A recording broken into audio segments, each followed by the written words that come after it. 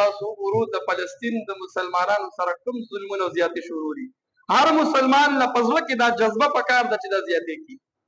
کو په خپل من په خلیص نشو ویلې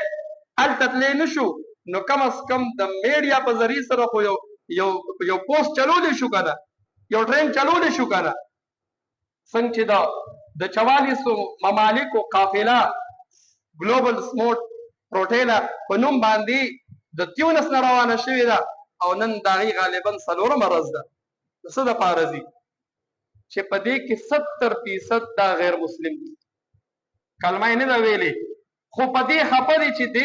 فلسطینیانو سره ظلم کیږي دې سر زیاتې کیږي د اسرائیل خلاف چې دې کوم ناکبندي کړې ده چې دې ته خوراک څوک نه راوړي دا علامات دې د فلسطینیانو چې کوم نسل کشي وکړه چې په دې وسو ورځ کې 80,000 فلسطینیان دې شهیدان کړل د دې خلاف سو ما تعالی څه پکار ما تعالی دغه پکار دي چې کم اس کم